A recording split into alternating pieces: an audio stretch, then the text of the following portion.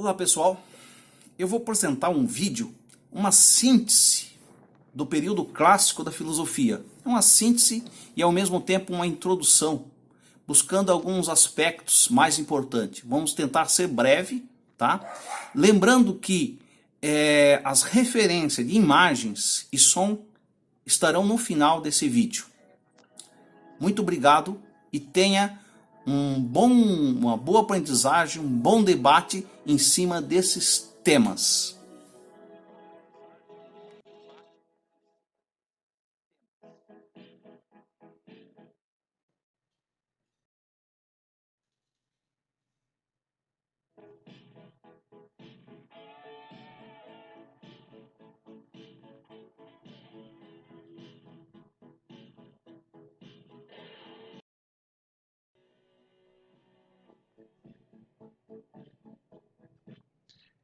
Então, a filosofia na Grécia Antiga, como vocês sabem, começou em torno do século VII, final do século VII a.C., e ela se desenvolveu numa parte do mundo em que o comércio era ativo por parte dos gregos.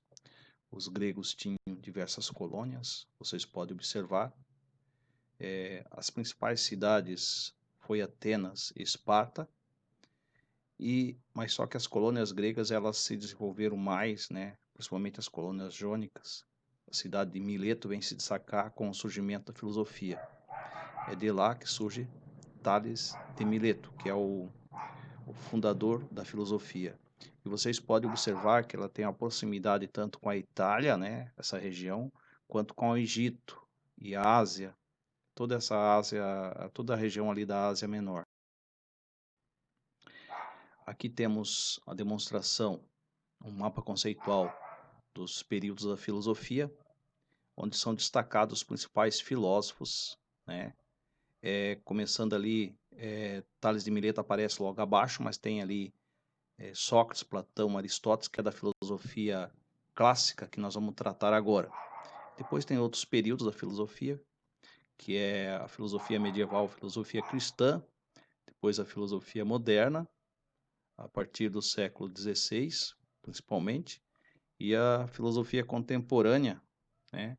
Também tem subdividido, tem a filosofia iluminista, depois a filosofia contemporânea, que é marcada a partir do século XIX, tá?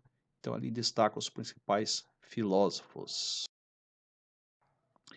Então, a discussão, qual é o papel da filosofia? Eu quero que vocês olhem esse desenho em quadrinhos aqui, né, essa historinha, para poder analisar e refletir, né? Apenas um pouquinho de humor. Período clássico ou socrático. Então temos aqui esse tipo de divisão aqui, né? Período pré-socrático, antes de Sócrates, e o período clássico marcado com o surgimento de Sócrates, que nós vamos ver, e o período pós-socrático, que é o período helenístico, né? Período greco-romano, que é após a filosofia de Platão e Aristóteles, que foram os herdeiros da filosofia socrática.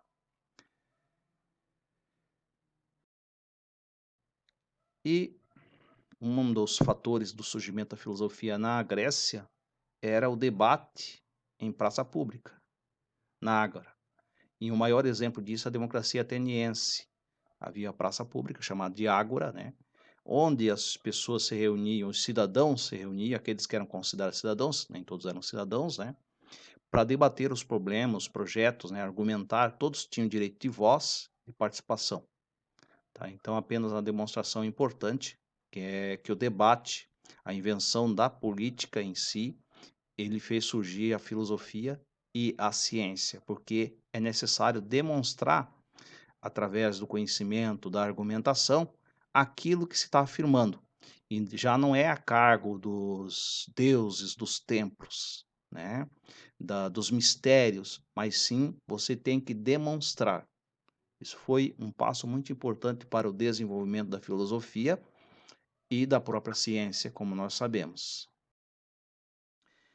Outro grupo que teve um papel influente e muito polêmico foram os sofistas. Os sofistas se compunham de grupos de pensadores na Grécia Antiga que viajavam de cidade em cidade realizando discursos públicos para atrair estudantes de quem cobravam taxas para oferecer a educação. Então eram professores que cobravam.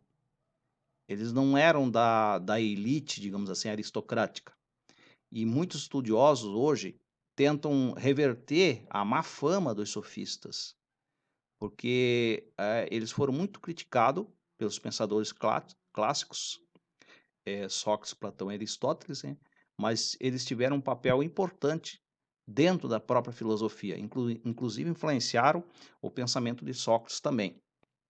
Então aqui se destaca algumas diferenças nessa imagem, né? As coisas só podem ser ou verdadeiras ou falsas. Isso aqui seria um filósofo tradicional, né? E um sofista, como ele iria encarar esse tipo de problema. O homem é a medida de todas as coisas. É uma frase muito famosa entre os sofistas. Górgias é um dos principais sofistas, né? Protágoras. Havia outros sofistas que se destacaram também. Então, os sofistas consideravam o conhecimento relativo, né? Eles buscavam vários pontos de vista, porque numa argumentação, num debate público, era necessário muitas vezes buscar isso para tentar persuadir, convencer, né, o cidadão. Tá? Então, uma das acusações dos filósofos clássicos é que os sofistas transformavam verdades em mentira e mentiras em verdade.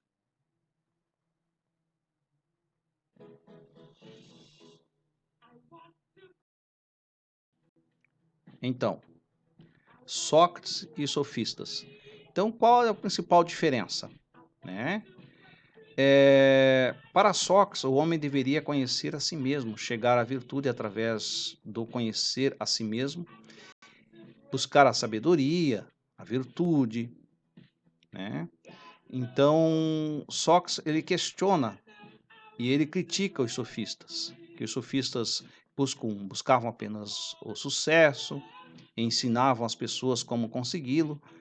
Enquanto isso, Sócrates buscava a verdade, então incitava os seus discípulos a descobri-la. E para os sofistas é necessário fazer carreira política, por exemplo. Sócrates quer chegar à verdade, desapegando dos prazeres e dos bens materiais. Então Sócrates tinha uma vida muito simples, né? Afirmava que ele andava com uma única túnica, né? E descalço, tá? Então, aqui do lado da tela, vocês podem observar, temos algumas sentenças ou aforismos atribuídos a Sócrates. Só sei que nada sei, e o fato de não saber isso me coloca em vantagem sobre aqueles que acham que sabem alguma coisa. O que significa isso? Aonde Sócrates quer chegar? Né? Ou seja, ele diz que não existe, não podemos ter certeza das coisas, mas o conhecimento é um processo de busca incessante. Tá? Essa é a vantagem do ser humano. Se estivéssemos parados no tempo quanto ao conhecimento, não teríamos desenvolvido o que temos hoje, né? Desenvolvido, as descobertas e tudo mais. Hoje não estaríamos buscando uma vacina para o Covid e estaríamos rezando, implorando para uma divindade. Sábio é aquele que conhece os limites da própria ignorância. Então, quem tem certeza demais, geralmente tem pontos que está enganado. E ele deve admitir e buscar conhecer esses pontos obscuros. Conheça-te a ti mesmo. Também conhecer a si mesmo é buscar um autoconhecimento, é importante porque nós temos as nossas imperfeições. Refletir sobre o nosso próprio conhecimento. Aí que está a vantagem de Sócrates, porque ele passa a buscar, a conhecer o próprio ser humano.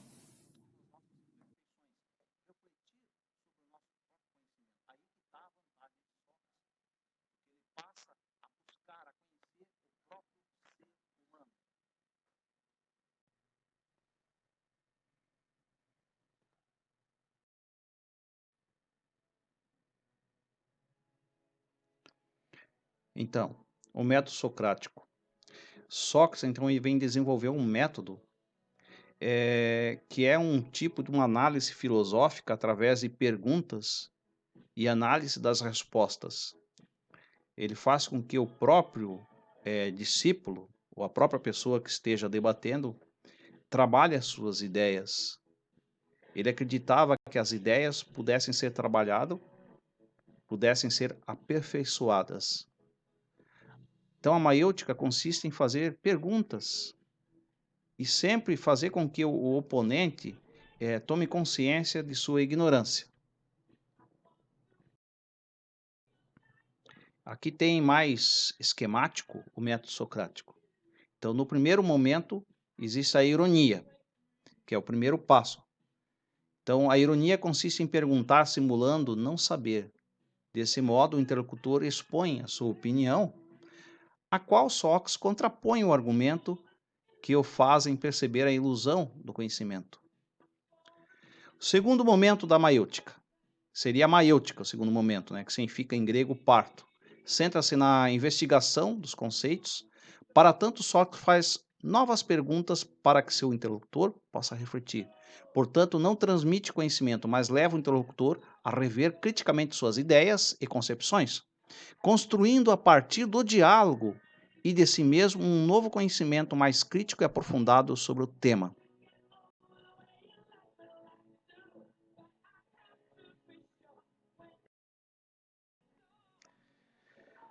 Sócrates também teve sua condenação. Ele fez muitos inimigos em Atenas. E ele foi acusado, duas acusações principais. Ele foi acusado de corromper os jovens atenienses e de ateísmo. Ou seja, ele colocou em dúvida a existência dos deuses atenienses. A filosofia de Sócrates, então, ela é contestada no primeiro momento.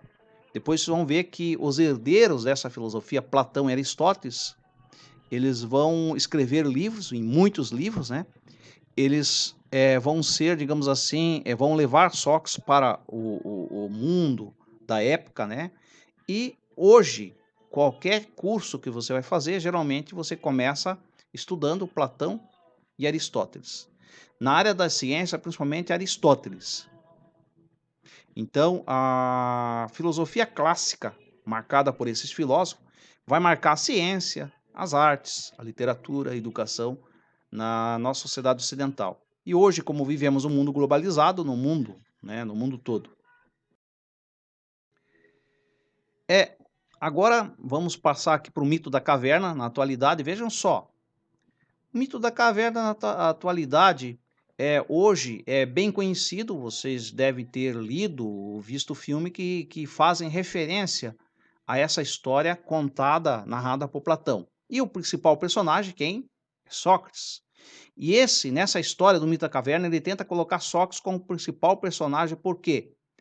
Ele tenta resgatar o nome, a importância de Sócrates após a condenação, porque ele foi condenado à morte, tomar cicuta, e ele não quis fugir das suas obrigações.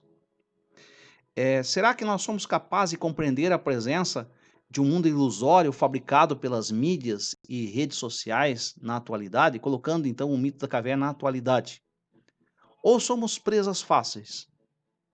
De que forma poderíamos se libertar do mito da caverna de Platão na atualidade? Para refletir, sempre há os que ignoram os filósofos, mas não é o caso dos ditadores. Estes os fazem calar pela censura, porque bem sabem quanto eles ameaçam seu poder. O autor aqui dessa frase é desconhecido. Quais são os principais filmes inspirados no mito da caverna de Platão? Vejam só, tem aqui o primeiro filme, destacado Matrix, principalmente o primeiro episódio, porque são vários filmes, o primeiro filme, E aqui tem uma frase do filme que foi resgatado também. Estou tentando libertar sua mente, mas eu só posso lhe mostrar a porta. Você é quem deve passar por ela. É uma frase que é colocada no filme Morfeu, que é representado por esse ator aí, que agora também eu não sei o nome, talvez vocês possam buscar o nome desse ator, né? Que faz o papel de Morfeu. Morfeu significa, vem do grego, sonhos, o deus dos sonhos, né? E aqui tem o show de Truman. Aceitamos a realidade do mundo que nos é mostrada. Então, não sei se vocês já assistiram esses filmes e procurem assistir, porque faz referência direta com o mito da caverna de Platão. E aqui temos as referências principais, tá? Que eu utilizei nas imagens e no som. Valeu, gente, um grande abraço.